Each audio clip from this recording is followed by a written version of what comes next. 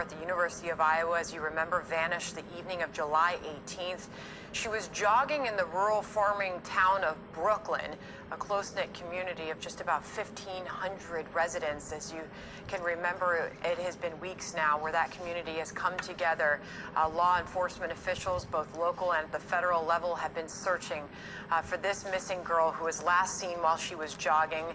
We have had her father on this program on multiple occasions. She, her brother, her boyfriend have all been part of this search. He had just recently, in the past day or so, reluctantly returned.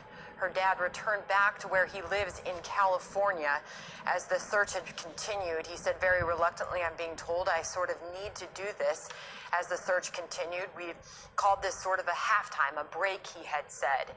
And now this news this morning, per two sources telling Fox News that her body has been found. Mollie Tibbetts, the 20-year-old rising sophomore at the University of Iowa, her disappearance was completely out of character for her. She had been staying at her boyfriend's home while he had been traveling. He was working on construction about 100 miles away from that home. She was dog sitting at the time, her boyfriend said. Matt Finn, our reporter, has been on this story from the beginning. Matt, what are you learning?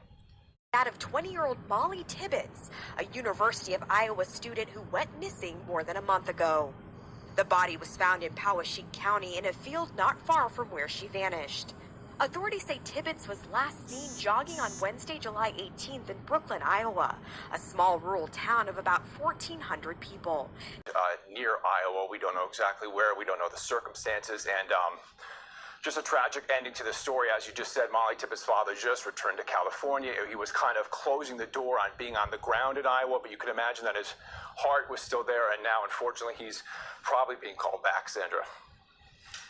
Authorities had really encouraged this search to continue both locally and the surrounding areas, as we know. And again, Matt, this news just coming in, we don't know whereabout her body has been found. A local hog farmer had been interviewed on multiple occasions. He had turned down a lie detector test, and then he had agreed to one.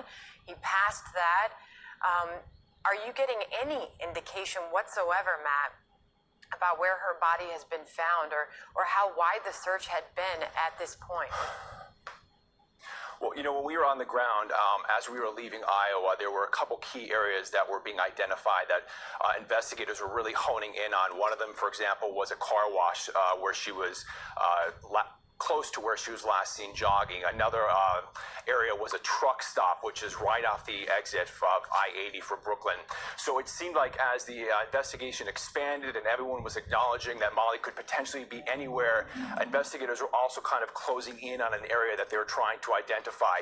They never told us why they were identifying these locations, some of them perhaps obvious, like that truck stop, because so many people would have been getting on and off that interstate. But this morning, sources not identifying exactly where Mollie's body was found, but one law enforcement source saying that it is in Iowa.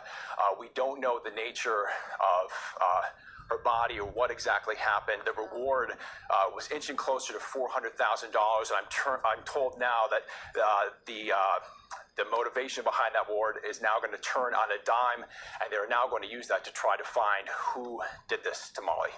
Sandra. It was an unusual search in that we didn't get a lot of updates from authorities on the ground there. They would schedule a news conference and then cancel it. That happened on multiple occasions. Matt, we still don't really know why that was. There was speculation that the person of interest was so close. Authorities had even suggested that the person who took Mollie was searching amongst them, was attending the candlelight vigils. But the bottom line is that there was really no persons of interest. As this investigation continues, I should say, while her body is found dead, the investigation surely continues, Matt. Yeah, you know, there was a lot of frustration on the ground because police were being so tight-lipped. And we all know that if investigators release any information, it can't be used against them. And so for quite some time, people were pleading, give us more information. Maybe we can help you identify a suspect. But investigators never did that. And they never let on whether they had a couple key suspects or if they were, you know, completely at a loss for information. Sandra. Matt Finn reporting on Mollie Tibbetts. Two sources telling Fox News her body